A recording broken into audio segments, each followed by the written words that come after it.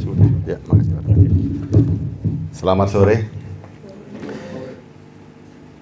Sudah berapa lama kita menanti-nantikan juru selamat? Lama ya? Pasti lama kan? Tapi juru selamat dari apa? Ini ada judul Damai Sejahtera. Damai Sejahtera dari apa? Kita harus tahu dulu ya. Kita bayangkan ya. Seandainya kita hidup zaman Musa. Ya. Kita hidup di zaman Musa. Ada sebuah ketetapan dan peraturan. Ya. Zaman Musa, orang kalau mau ketemu Tuhan harus melakukan ketetapan dan peraturan. Ya, saya kasih contoh nih ya, ketetapan peraturan ya.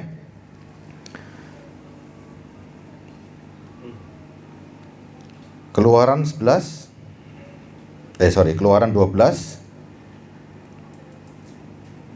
ayat 4. Ini kita seandainya nih hidup zaman dulu ya, sebelum ada Yesus ya. Bayangkan zaman dulu ya. Ini ketika mau Paskah ini. Tetapi jika rumah tangga itu terlalu kecil jumlahnya untuk mengambil seekor anak domba, maka ia bersama-sama dengan tetangganya yang terdekat ke rumahnya haruslah mengambil seekor menurut jumlah jiwa. Ya. Tentang anak domba itu kamu buatlah perkiraan menurut keperluan tiap-tiap orang. Ayat 6-nya. Kamu harus mengurungnya sampai hari ke-14 bulan ini. Lalu seluruh jemaat Israel berkumpul harus menyembelihnya pada waktu senja. Ayat 7. Kemudian dari darahnya harus kau ambil sedikit dan dibubuhkan kepada kedua tiang pintu dan pada ambang atas pada rumah-rumah di mana orang memakannya. Ya. Ayat 8. Dagingnya harus dimakan mereka pada malam itu juga. Yang dipanggang mereka harus makan dengan roti yang tidak beragi beserta sayur pahit. Ayat 9. Janganlah kamu memakannya mentah atau direbus dalam air, hanya dipanggang di api, lengkap dengan kepalanya dan betisnya dan isi perutnya. 10. Janganlah kamu tinggalkan apa-apa dari daging itu sampai pagi. Apa yang tinggal sampai pagi kamu bakarlah habis dengan api. Dan beginilah kamu 11-nya. Dan beginilah kamu memakannya. Pinggangmu berikat, kasut pada kakimu, dan tongkat pada tanganmu. Buru-burulah kamu memakannya. Itulah Paskah bagi Tuhan. Mau? Ini saudara hidup zaman dulu loh ya. Bisa ngikuti ini? Bisa nggak? Ayat 14. Sebab hari ini akan menjadi hari peringatan bagimu. Kamu harus merayakannya sebagai hari raya bagi Tuhan turun-temurun. Kamu harus merayakannya sebagai ketetapan selama-lamanya. Saudara, hidup di zaman Musa ini. Ya, bisa nggak tadi? Seperti tadi. Ayat 15-nya. Kamu makanlah roti yang tidak beragi 7 hari lamanya. Pada hari pertama pun kamu harus membuang segala ragi dari rumahmu. Sebab setiap orang yang makan sesuatu yang beragi dari hari pertama sampai hari ke-7, orang itu harus dilenyapkan dari antara orang Israel. Coba lihat ya. Saudara hidup pada zaman Musa. Dengan peraturan seperti itu kira-kira gimana nih? Ketetapan loh selama-lamanya loh. Hidup saudara penuh dengan ketakutan gak kira-kira? Ayat 19. Saya ulangi lagi ya, 19 ya. Bunyinya juga sama nih. 7 hari lamanya tidak boleh ada ragi dalam rumahmu. Sebab setiap orang yang makan sesuatu yang beragi, orang itu harus dilenyapkan dari antara jemaah Israel, baik ia orang asing, baik ia orang asli, tidak peduli. Saudara sudah bisa bayangkan ini? Seandainya hidup pada zaman Musa, cara makan Paskah pun diatur. Milih dombanya pun diatur, 14 hari dikurung. Ayat 43 coba aja. Ayat 22 ya. 22 coba lihat ya. Ayat 22.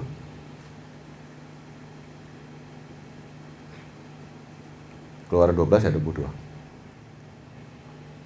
Kemudian kamu harus mengambil seikat hisop dan mencelupkannya dalam darah yang ada dalam sebuah pasu. Dan darah itu kamu sapukan pada ambang atas, pada kedua tiang pintu. Seorang pun dari kamu tidak boleh keluar rumahnya sampai pagi. Lihat nih ya. Ayat 43-nya. Semua diatur ya. Ayat 43. Berfirmanlah Tuhan kepada Musa dan Harun, inilah ketetapan mengenai Paskah. Tidak seorang pun dari bangsa asing boleh memakan. Coba lihat nih. Saudara bisa membayangkan hidup zaman Musa enak nggak kira-kira? Enak nggak? Nggak enak ya?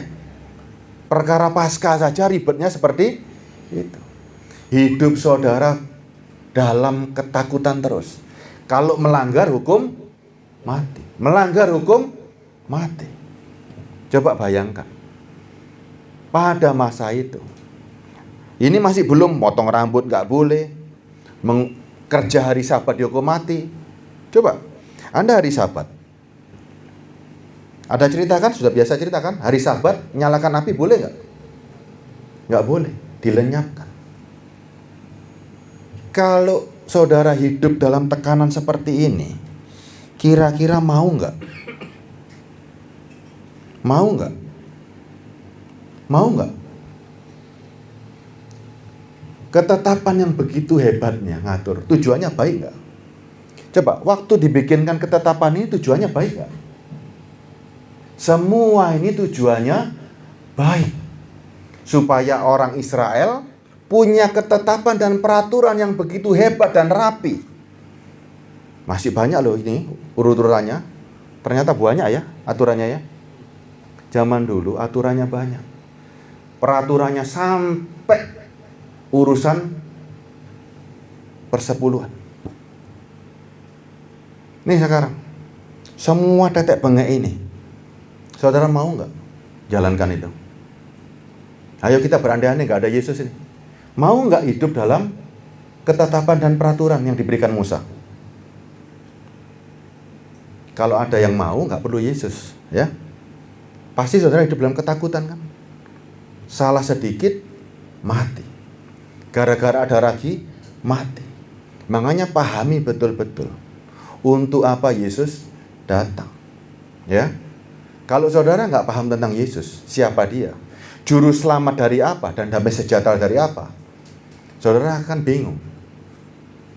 Hidupmu dulu dalam ketakutan.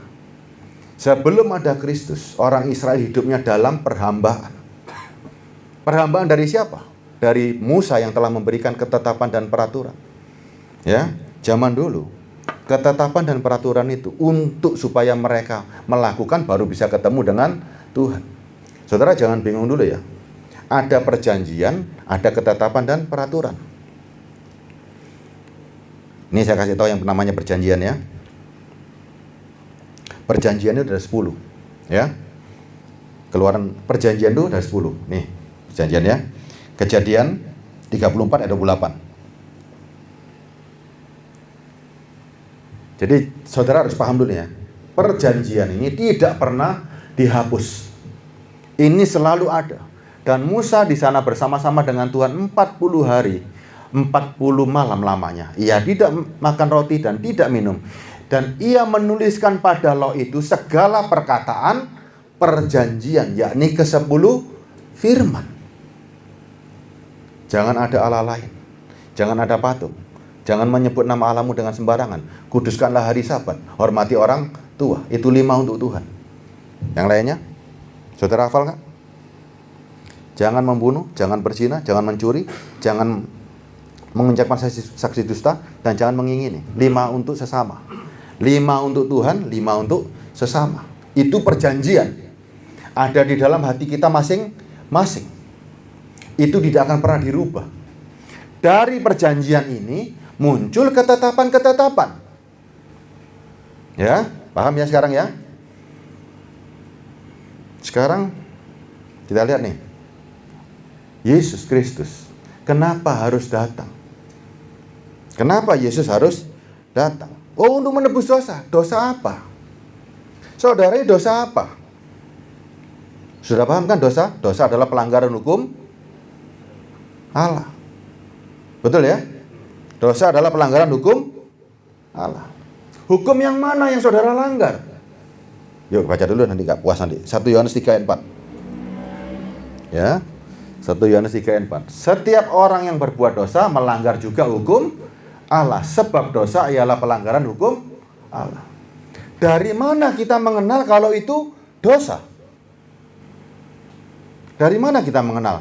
Kalau seandainya nih ya, makan domba tadi, tidak melakukan ini, potong tepi rambut, melanggar dosa. Dari mana kita mengenal dosa kalau nggak dari ketetapan dan peraturan yang telah ditetapkan? Kalau nggak ada peraturannya, bagaimana kita mengerti kalau kita berdosa? Ini sekarang saudara ya, karena saudara nggak melakukan ketetapan dan peraturan tadi, saudara mati atau hidup hari ini? Kita ini nggak melakukan yang tadi kan?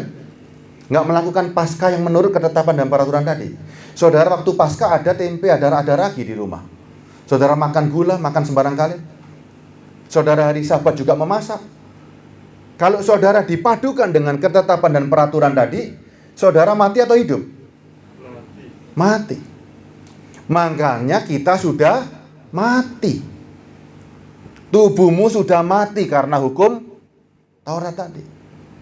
Kalau tubuhmu sudah mati, siapa yang bisa menghidupkan?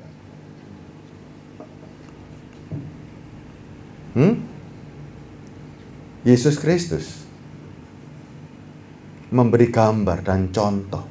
Ya, sebelum Yesus datang, siapa nabi yang berani melanggar kekudusan hukum Taurat? Ada nggak? Musa memberikan hukum dan ketetapan yang begitu hebat. Ada nabi yang berani melanggar nggak?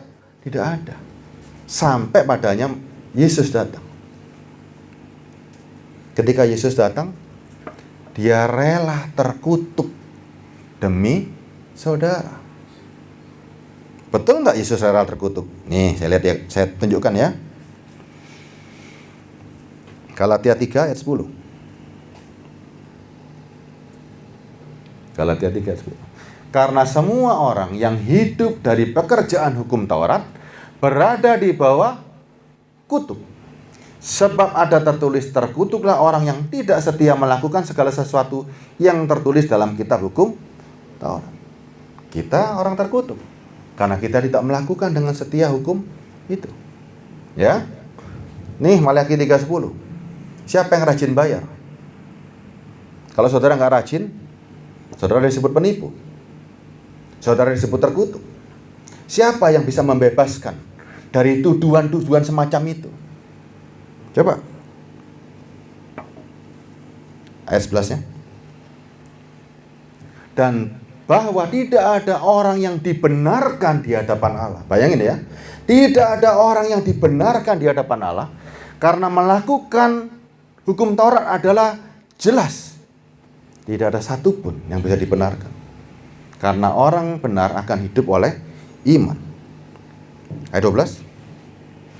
Ya. Tetapi dasar hukum Taurat bukan iman. Makanya hukum Taurat, ketetapan itu dan peraturan, dasarnya bukan iman. Melainkan siapa yang melakukan akan hidup karenanya. Ini saya tanya sekarang. Ketetapan dan peraturan tadi, yang demikian banyaknya, saudara tahu kan berapa jumlahnya ya? 666. Salah satunya perpuluhan. Kalau saudara nggak melakukan, saudara terkutuk loh. Ini nggak main-main loh ini. Begitu saudara percaya ini, saudara sudah harus melakukan semuanya loh. Sunat harus diikuti, anak sulung harus dipersembahkan. Ini ribet. Untuk apa Yesus lahir? Untuk apa ada Yesus kalau masih percaya seperti ini? Nih lihat sekarang. Tetapi dasar hukum Taurat bukanlah iman, melainkan siapa yang melakukannya akan hidup. Ayat 13. Coba lihat ya, 13-nya ya. Kristus telah menebus kita dari kutuk hukum Taurat. Caranya bagaimana Kristus menebus? dengan jalan menjadi kutuk. Bagaimana arti jalan menjadi kutuk? Yesus harus melanggar semua hukum Taurat karena kita. Sebab ada tertulis, terkutuklah orang yang digantung pada kayu salib. Yesus pada masa mudanya melakukan ketetapan dan peraturan hukum Taurat karena dia orang Yahudi. Tapi coba lihat, demi untuk mempertontonkan kepada saudara ketetapan dan peraturan tidak ada gunanya, dia rela menjadi terkutuk. Yesus melanggar 7 kali hari Sabat demi saudara, supaya saudara melihat hukum ini kalau dijalankan pasti gak bisa, dan saudara pasti mati. Ini Yesus, dia terkutuk dan mati. Tapi ketika saudara lihat Yesus digantung, apa yang saudara lihat?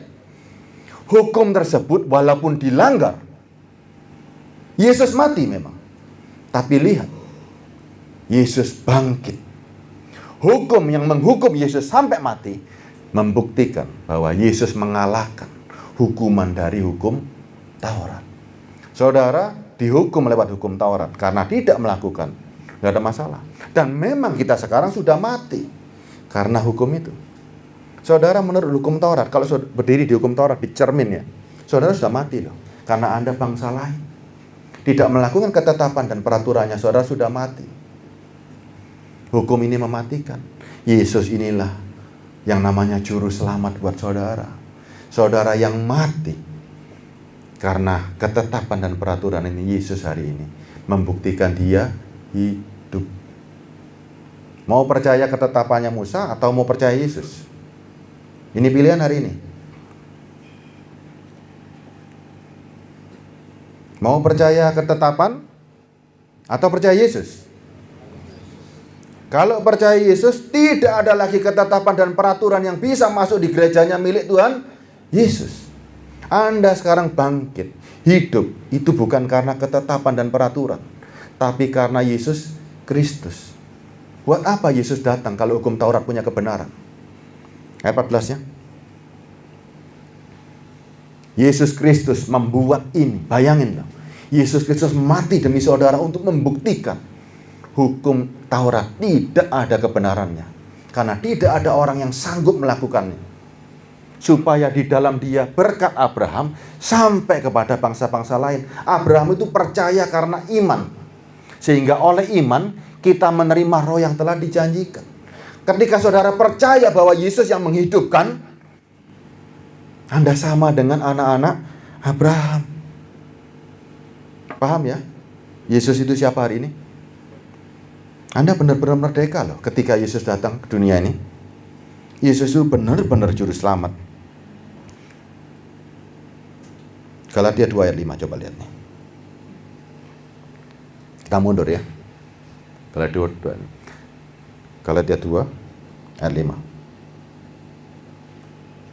Bukan ini. Betul ya, Galatia 2.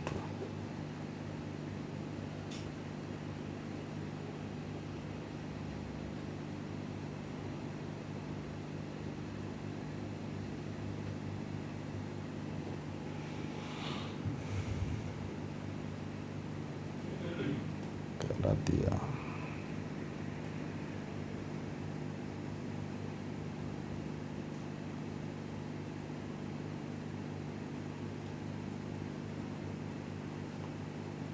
Ini 16, sorry.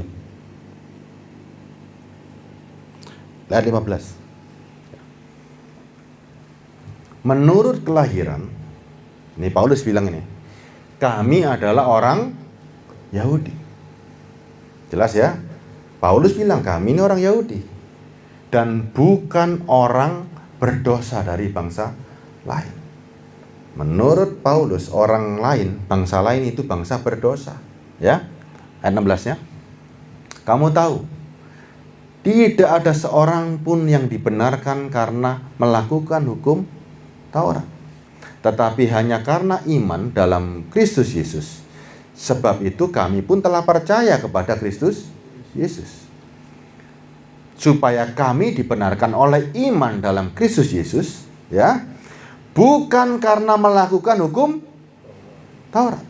Sebab tidak ada seorang pun yang dibenarkan karena melakukan hukum Taurat.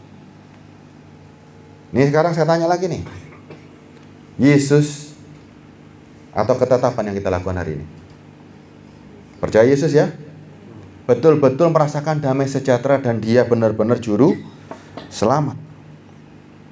Sudah ada perbedaan ya. Dulu saudara dikit-dikit diancam mati, dikit-dikit melanggar mati. Makanya saudara selalu dalam penghukuman.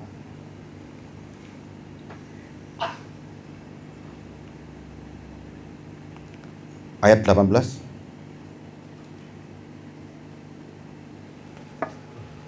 Ini Paulus nih ya. Karena jikalau aku membangun kembali apa yang telah kurombak. Apa yang dirombak oleh Paulus? Bahwa ketetapan dan peraturan Paulus sudah tidak mau ikut-ikut lagi. Aku menyatakan diriku sebagai pelanggar hukum Taurat. Ayat 19-nya. Sebab aku telah mati oleh hukum Taurat. Untuk hukum Taurat. Paulus sudah mati. Tubuhnya mati karena dia melanggar. Nggak ngajari orang sunat. Melanggar dia. Supaya aku hidup untuk Allah. Aku telah disalibkan dengan Kristus. Ayat lanjutnya. Namun aku hidup. Paulus bisa hidup. Kita hari ini bisa hidup karena siapa? Melainkan Kristus yang hidup di dalam diriku. Dan hidupku yang kuhidupi sekarang di dalam daging ini adalah hidup oleh iman dalam nama Anak Allah yang telah mengasihi aku dan menyerahkan dirinya untuk aku. Yesus benar-benar juru selamat buat saudara. Jadi jangan lagi coba-coba. Sudahlah. Kalau kita mau melayani Tuhan, benar-benar bersih. Jangan ada lagi. Ini kelihatannya sepele loh. Sepele. Tapi ini mematikan. Benar-benar mematikan. Galatia 5 ayat 1. Galatia 5 ayat 1. Kita sebagai para pengajar hari ini, Pak Ruben, saya, Cik Ruben hari ini punya domba-domba. Betul-betul memerdekakan lagi, ya. Supaya kita sungguh-sungguh merdeka. Kristus telah memerdekakan kita. Ini loh baru yang namanya penebus. Karena itu berdiri teguh, jangan lagi mau dikenakan kuk perhambaan.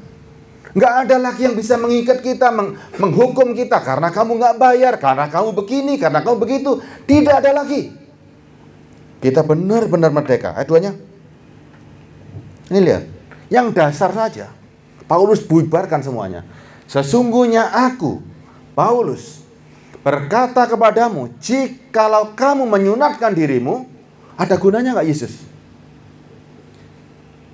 Jikalau kamu menyunatkan dirimu, Kristus sama sekali tidak berguna bagimu. Jikalau kamu bersandar dengan begini-begini, misalnya contohnya, jikalau kamu, kalau masalah berkat bersandar pada persepuluhanmu, Yesus tidak ada gunanya bagimu. Anda diberkati, bukan karena pemberianmu. Anda diberkati, Anda hidup hari ini, itu karena Yesus. Tidak ada karena ketetapan dan peraturan. Anda hidup hanya karena Yesus. Nih, sesungguhnya aku Paulus berkata kepadamu, jikalau kamu menyunatkan dirimu, Kristus sama sekali tidak ada berguna bagimu. Ya, benar-benar mereka. Ayat 3-nya. Nih, kenapa begitu? Karena Paulus tahu, Yesus tahu, Anda nggak bisa menjalankan semuanya itu. Nih lihat. Sekali lagi aku katakan kepada setiap orang yang mau menyunatkan dirinya bahwa ia wajib melakukan seluruh hukum Taurat. Dan jumlahnya 666. Saudara tidak akan sanggup. Tidak akan sanggup. Kalau nggak percaya hitung sendiri nanti jumlahnya. Ayat 4-nya nih. Mau lepas dari Kristus atau mau tetap? Kamu lepas dari Kristus. Jikalau kamu mengharapkan kebenaran oleh hukum Taurat, kamu hidup di luar kasih karunia. Nih, bayangin ya, kamu lepas dari Kristus. Mau terlepas atau mau dibebaskan oleh Yesus? Coba. Saudara pilih mana hari ini? Yesus benar-benar juru selamatmu loh hari ini. Engkau yang mati karena hukum Taurat itu. Anda kalau dipadukan dengan hukum itu pasti mati. Pasti mati. Melanggar semua. Waktu Paskah melanggar semua. makan ragi, hari Sabat melanggar semuanya, pasti mati. Dan kita hari ini bisa melihat Yesus yang mati karena hukum Taurat. Dia bangkit. Sehingga tuntutan dari hukum Taurat, ya, hukum Taurat tuntutannya orang itu ada yang dikucilkan, dikutuk. Yesus puncak daripada tuntutan hukum Taurat. Dia dilenyapkan, harus digantung di kayu salib. Tapi Yesus membuktikan dia hidup. Ya, saya lanjutkan ayatnya. Ayat 5. Sebab oleh roh dan karena iman kita menantikan kebenaran yang kita harapkan. Dan hari ini kita peringati Desember ini, Yesus sebagai juru selamat sudah datang. Datang. Ya, ayat 6. Sebab bagi orang-orang yang ada di dalam Kristus Yesus, hal bersunat atau tidak bersunat tidak mempunyai suatu arti. Hanya iman yang bekerja oleh kasih. Ayat 7.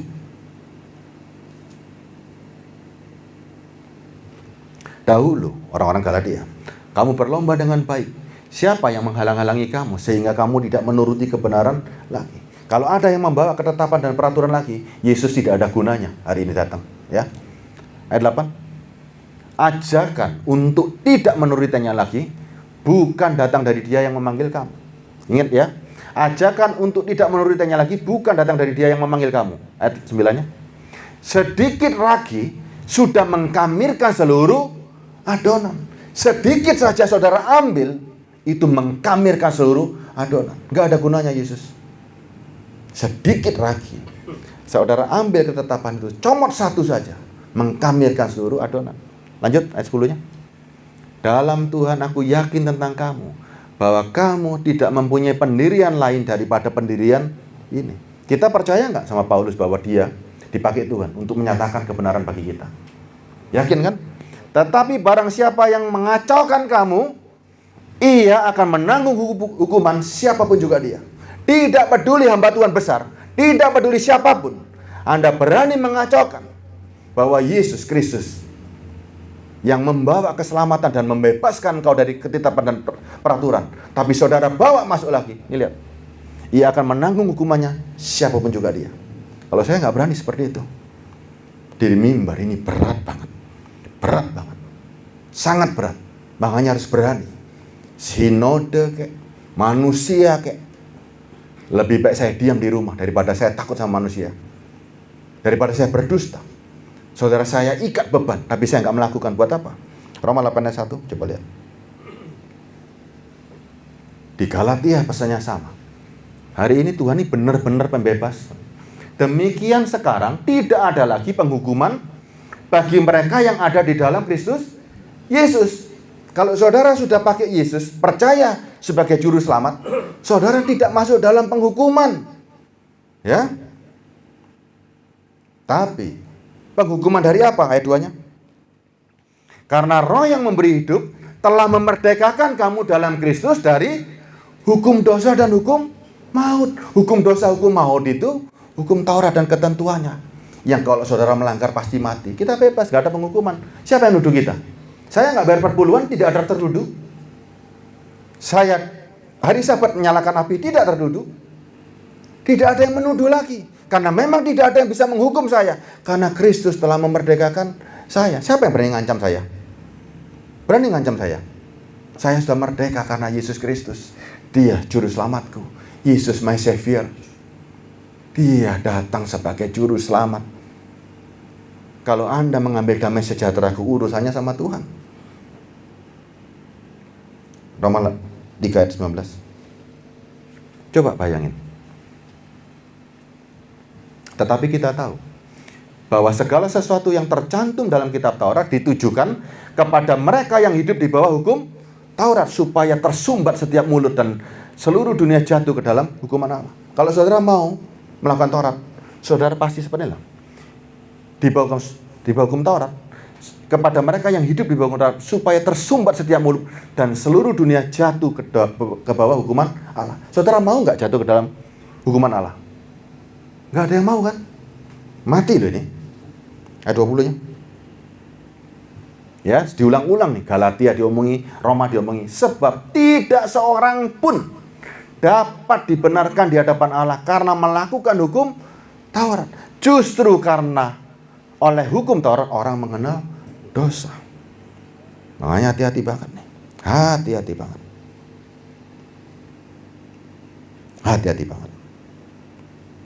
Ya, kita hari ini ketika mengenal Yesus ini benar-benar membawa damai, membawa keselamatan. Yang harusnya kita mati karena hukum itu, kita sekarang selamat. Coba kalau dibayangkan seperti ini loh. Berarti selama ini banyak yang gak ngerti kan. Banyak yang gak ngerti untuk apa Yesus datang. Kalau kebenaran hukum Taurat ada kebenarannya, ngapain Yesus capek-capek datang?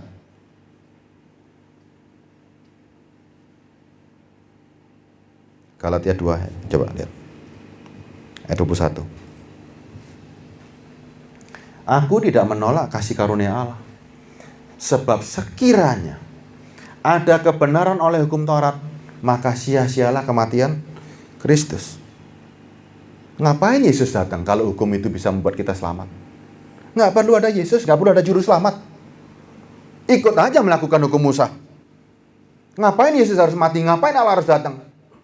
Ingat, tidak ada satupun nabi yang berani melanggar apa yang Musa pernah ucapkan. Karena dia cuman nabi. Yang berani melanggar dan berani mengalahkan menunjukkan bahwa dia adalah Musa punya hukum dan ketetapan. Tidak ada satupun nabi, bahkan Yesaya yang nabi hebat pun tidak berani. Yesus datang. Dia berani merombak semuanya itu. Menunjukkan dia adalah, kalau Yesus berani menunjukkan dia siapa. Nih, sekarang baca nih ya. Yesaya 43 ayat 10. Kamu adalah saksi-saksiku, demikian firman Tuhan, dan hambaku yang telah kupilih, supaya kamu tahu dan percaya kepadaku dan mengerti bahwa aku tetap Dia. Sebelum aku tidak ada Allah dibentuk, dan sesudah aku tidak akan ada lagi. Ayat 11. Akulah Tuhan, tidak ada juru selamat selain daripadaku. Ayat 12. Akulah yang memberitahu, menyelamatkan, mengabarkan, bukannya Allah asing yang ada di antaramu. Kamulah saksi-saksiku. Demikianlah firman Tuhan, dan akulah Allah. Hanya satu yang namanya Tuhan. Yang bisa merubah hanya Tuhan itu sendiri. Tuhan harus membuktikan kepada saudara. Musa punya hukum. Memang dari Tuhan. Tujuannya sangat baik. Tapi ternyata banyak orang mati karena hukum itu. Karena Tuhan sayang. Untuk mengalihkan pandanganmu. Untuk mengalihkan perhatian kita. Harus ada yang benar-benar mengalahkan tuntutan hukum itu. Supaya orang tidak lagi percaya. Orang tidak lagi takut. Kalaupun melanggar, kalaupun saudara hari ini mati, ada harapan. Yesus itu hidup. Ada satu-satunya manusia di bumi ini yang bisa mengalahkan tuntutan dari hukum Taurat. Sehingga kita tidak masalah. Aku mati karena hukum Taurat. Tidak ada masalah. Menurut orang Yahudi, saya mati. Tidak masalah. Makanya tubuh yang mati sudah ditebus sama Yesus. Tubuhku ini sudah ditebus, dibeli lunas. Ya, lunas. Engkau sudah dibayar lunas. Tubuhmu sudah mati. Engkau hidupmu dipimpin oleh iman, percaya kepada Yesus. Saudara mau mati atau mau hidup hari ini?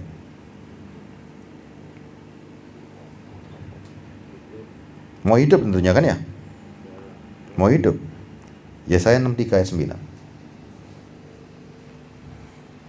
Yesaya 63 ayat 9. Makanya kita paham, dari dulu tidak ada yang namanya Tuhan itu 2, 3, 4, 5, 6. Tuhan itu Esa. Dalam segala kesesakan mereka, bukan seorang duta atau utusan, melainkan Ia sendirilah yang menyelamatkan mereka. Dialah yang menebus mereka. Dalam kasih-Nya dan belas kasihan-Nya, Ia mengangkat dan menggendong mereka selama zaman dahulu kala. Saudara sudah yakin siapa Yesus hari ini? Yakin atau nggak yakin nih? Yakin ya? Yakin ya? Lukas 2 ayat 11. Hari ini telah lahir bagimu Juru selamat, yaitu Kristus Tuhan di kota Daud. Kabar ini gembira nggak? Kabar gembira nggak? Coba bayangin. Kalau disampaikan seperti itu, nih, siapa yang ngomong ini? Kalau yang ngomong saya, jangan percaya. Ya, hari ini telah lahir bagimu Juru Selamat, yaitu Kristus Tuhan di kota Daud. Siapa yang ngomong ini? Siapa yang ngomong ini? Buka ayat 10-nya. Kalau yang ngomong saya, jangan percaya. Tapi yang ngomong lihat. Lalu kata malaikat itu kepada mereka, jangan takut, sebab sesungguhnya aku memberitakan kepadamu kesukaan besar untuk seluruh bangsa. Makanya inilah yang dinanti-nantikan. Selama hidup sebelum ada Kristus, kita semua ketakutan. Apalagi orang Yahudi. Kita semua ini bangsa asing nggak bisa ketemu yang namanya Tuhan. Orang Yahudi hidup dalam ketakutan. Ini sekarang. Jangan takut, sebab sesungguhnya aku memberitakan kepadamu kesukaan besar. Apa arti kesukaan besar? Apa arti kesukaan besar? Kesukaan besar itu kegembiraan, sukacita yang tidak bisa dibayangkan. Kenapa? Karena ayat 11-nya, hari ini telah lahir bagimu Juru Selamat, yaitu Mesias, Tuhan di kota Daud. Ini loh, Yesus terimaan sebagai Juru Selamat, betul-betul Juru Selamat. Jangan ada lagi kuk perhambaan, benar-benar merdeka hari ini. Paham ya saudara ya? Sudah paham ya? Siapa Yesus Kristus? Dia ini Juru Selamatmu, yang menyelamatkan engkau dari hukuman mati, hukuman karena dosa tadi, menuruti ketetapan dan peraturan tadi. Yesus penebusmu. Sudah jangan lagi ada pengharapan-pengharapan lagi. Jangan cuplik ketetapan dan peraturan-peraturan. Tidak bisa dilakukan. Tidak bisa dilakukan sama sekali. Kalau kita masih mengajarkan sedikit pun, itu ragi mengkamirkan seluruh adonan. Kita nggak kasihan sama domba-domba ini. Begitu ini masuk satu saja, kamir semuanya. Misalnya sekarang, ibu nggak diberkati, ibu lagi sakit, pasti ada tuduhan karena nggak bayar perpuluhan. Ayo, sedih nggak? Untuk apa Yesus lahir membebaskan saudara? Anda terhukum, Anda dihakimi seperti itu. Hari Minggu nggak ke gereja, dosa kan? Dihakimi seperti itu. Orang-orang yang punya Roh Kudus tahu nggak balas budi sama Tuhan? Anda dikasih Roh Kudus karena Tuhan Yesus. Kalau Anda punya Roh Kudus, punya rasa cinta nggak sama Tuhan? Kalau punya rasa cinta, perlu disuruh nggak ke gereja? Nggak usah kan? Perlu disuruh nggak nyumbang? Anda yang punya Roh Kudus, punya rasa cinta kepada sesamanya, perlu diajari nggak memberi? Nggak perlu. Nggak perlu dipaksa, nggak perlu diajari, nggak perlu dijanji-janjiin.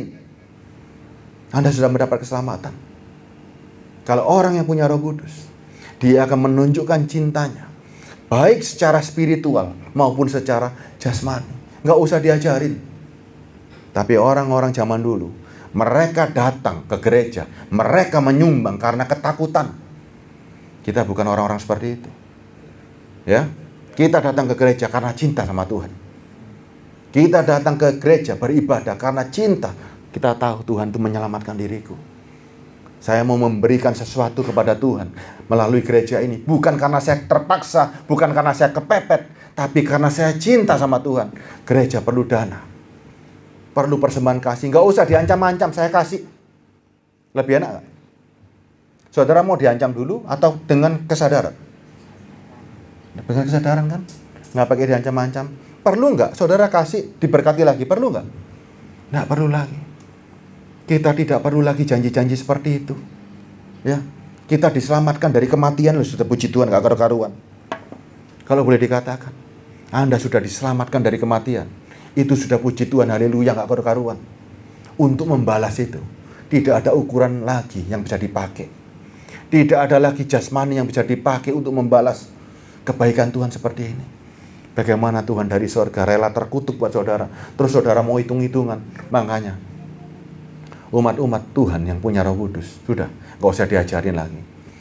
Tidak usah diajari cara memberi. Tidak usah diajari lagi cara mereka hidup. Roh Kudus hanya mengajar. Kan enak dong? Kan enak dong? Semuanya merdeka. Nggak ada yang menghakimi lagi. Nggak ada yang awas loh ya. Nggak ada. Betul-betul bebas.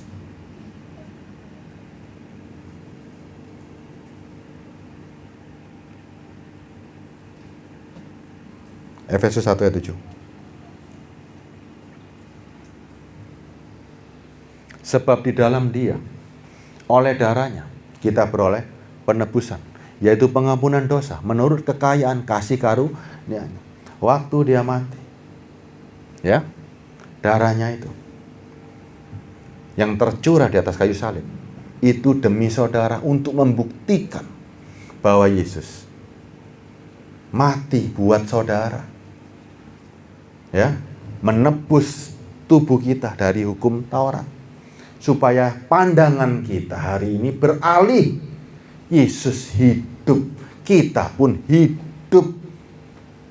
Saudara cuman percaya tok, lebih gampang nggak? Zaman dulu susahnya setengah mati, hari ini cukup percaya saja sudah selamat. Enak mana hari ini? Enak sekarang kan? Enak sekarang kan?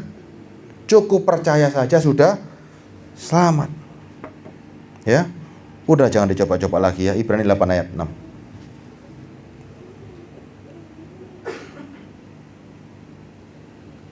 Kita ini masuk era yang sekarang ini. Ya. Ibrani 8 ayat 6 ini menggenapi ayat di Yeremia. Nanti saya bacakan ya. Tetapi sekarang ia telah mendapat suatu pelayanan yang jauh lebih agung. Karena ia telah menjadi pengantara dari perjanjian yang lebih mulia, yang didasarkan atas janji yang lebih tinggi. Ya, janji yang mana lebih tinggi? Ayat 7. Sebab sekiranya perjanjian yang pertama itu tidak bercacat, tidak akan dicari lagi tempat untuk yang kedua. Jika yang pertama itu sempurna, nggak perlu Yesus datang. Jika yang pertama itu bisa menyelamatkan orang-orang, nggak perlu ada yang kedua. Ya, ayat 8. Sebab ia menegur mereka ketika ia berkata, sesungguhnya akan datang waktunya. Kapan waktunya? Yesus telah datang, telah lahir ke dunia. Demikianlah firman Tuhan, aku akan mengadakan perjanjian baru dengan kaum Israel dan dengan kaum Yehuda. Ayat 8. Ayat 9. Bukan seperti perjanjian yang telah kuadakan dengan nenek moyang mereka pada waktu aku memegang tangan mereka untuk membawa mereka keluar dari tanah Mesir. Sebab mereka tidak setia, lihat ya, zaman dulu ya. Mereka tidak setia kepada perjanjianku, dan aku pun menolak mereka. Demikian firman Tuhan. Sejak mereka digandeng dari Mesir, mereka telah tidak setia kepada perjanjian Tuhan. Makanya mereka ditolak. Terus ayat 11. Ayat 10 ya. Maka inilah perjanjian yang kuadakan dengan kaum Israel. Kita ini Israel rohani, ya. Sesudah waktu itu, demikian firman Tuhan, aku akan menaruh hukumku dalam akal budi mereka dan menuliskan dalam hati mereka, maka aku akan menjadi Allah mereka dan mereka akan menjadi umatku. Ayat 11. Dan mereka tidak akan lagi mengajar sesama warganya atau sesama saudaranya dengan mengatakan, kenalah Tuhan, sebab mereka semua besar kecil akan mengenal aku. Sebab aku akan menaruh belas kasihan terhadap kesalahan mereka dan tidak lagi mengingat dosa-dosa mereka. Ayat 13 ini kuncinya nih ya. Oleh karena ia berkata-kata tentang perjanjian yang baru, ia menyatakan yang pertama sebagai perjanjian yang telah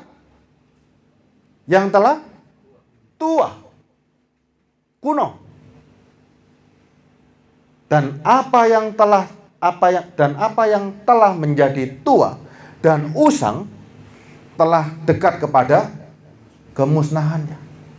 Yang musnah, yang usang, yang tua jangan lagi dikabarkan. Nggak bisa ditambalkan kepada kain yang baru. Yesus itu baju yang baru, yang cocok dengan kita hari ini. Jangan lagi ditempel dengan kain yang sobek, yang tua. Robek kain itu semuanya. Paham ya? Yesus itu pakaian baru buat kita, yang cocok hari ini. Kalau saudara tempel sedikit pun, baju baru itu jadi rusak. Paham ya? Yesus memberi baju baru kepada saudara hari ini. Jangan lagi tempel pakai pakaian yang tua dan usang. Rusak semuanya. Anda dikasih baju baru, demikian hebatnya.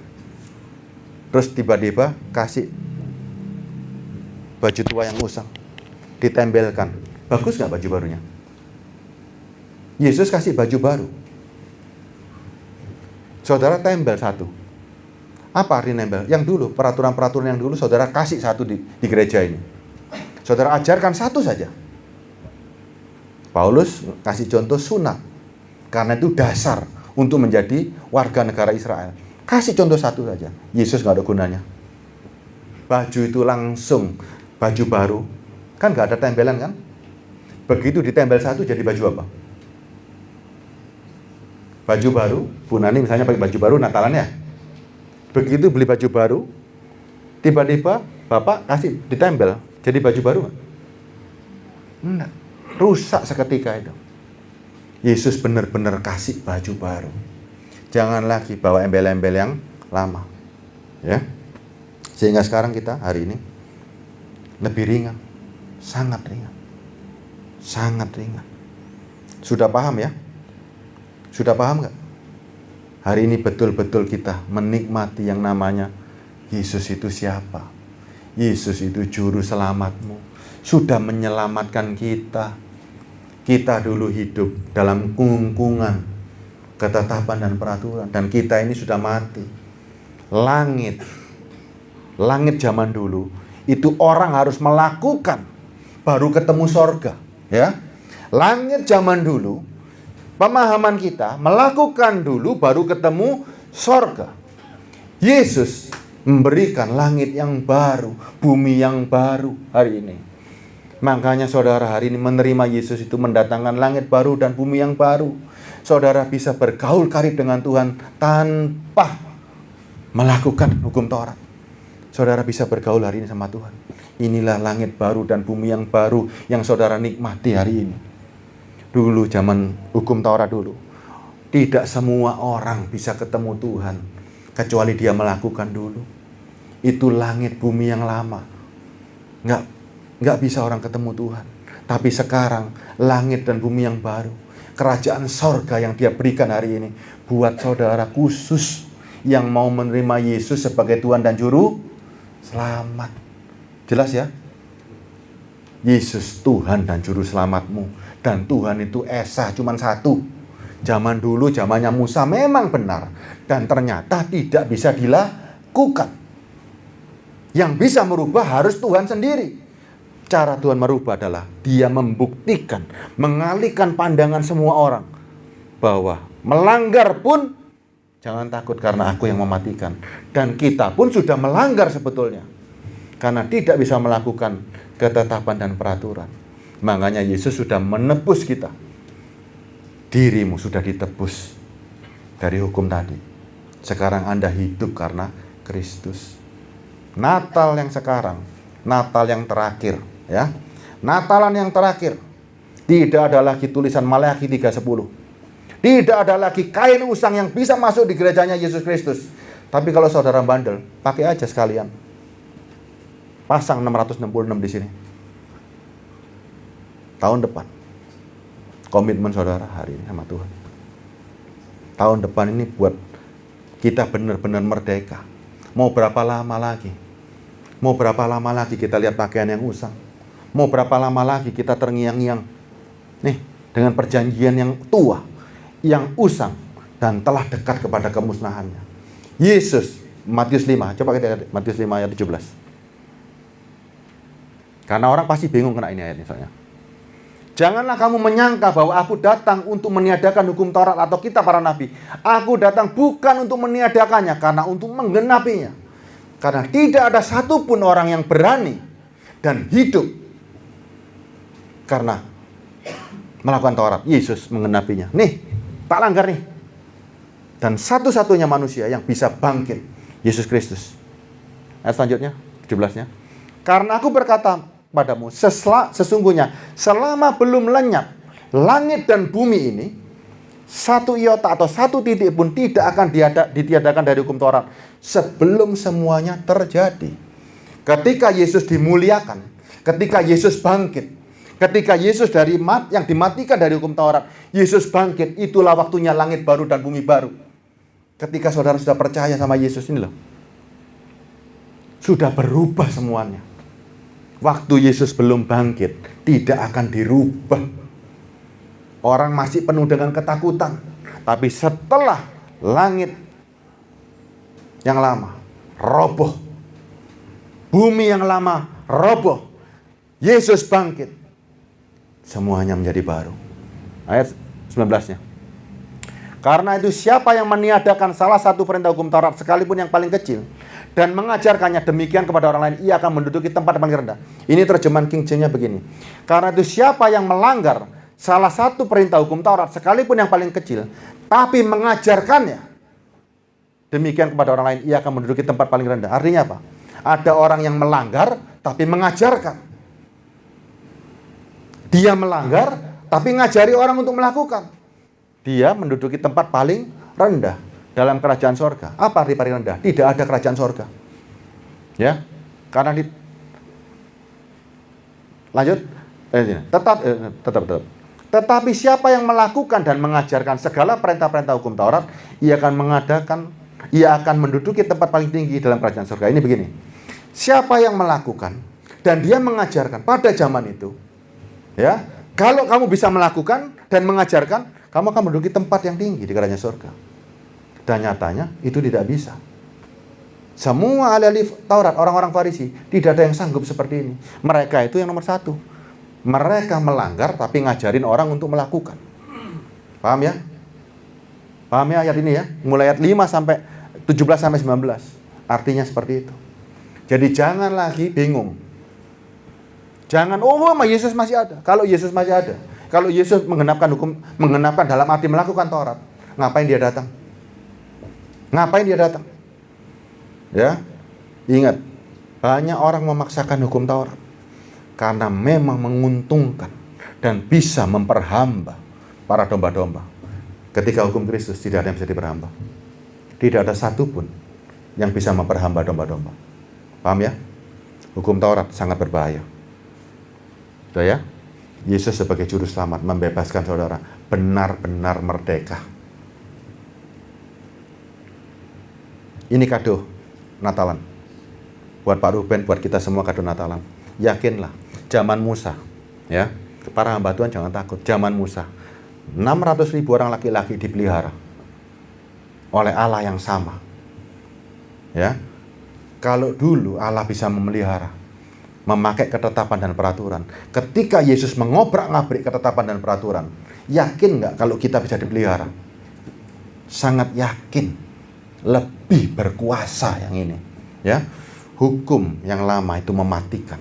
Hukum yang baru menghidupkan. Kerajaan sorga itu jauh lebih hebat daripada yang Musa ajarkan. Sangat jauh. Karena Tuhan sendiri yang turun hari ini. Musa itu hamba. Ketika Yesus, dia Tuhan sendiri. Secara kuasa jauh dibandingkan dengan Musa.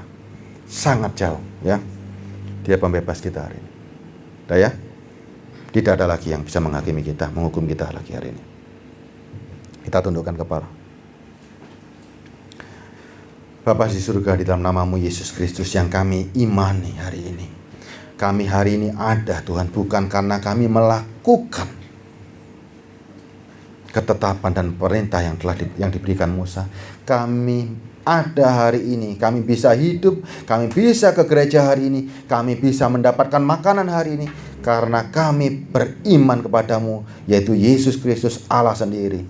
Tuhan, terima kasih Tuhan. Ketika Engkau datang di bumi sebagai juru selamat kami, yang memberikan sukacita yang besar, yang memberikan pembebasan kami dari roh ketakutan, yang memberikan kami dari kuk perhambaan apapun juga. Terima kasih ya Tuhan, karena Engkau lah Allah sendiri yang turun tangan Tuhan untuk mengatasi ini semuanya. Terima kasih Bapa, terima kasih. Kami percaya Tuhan, ini Natal yang begitu indah bagi kami, begitu terbuka bagi kami, dan kami paham siapakah Engkau ya Tuhan. Terima kasih Yesus, terima kasih. Hanya dalam namamu kami bersyukur, haleluya. Amin.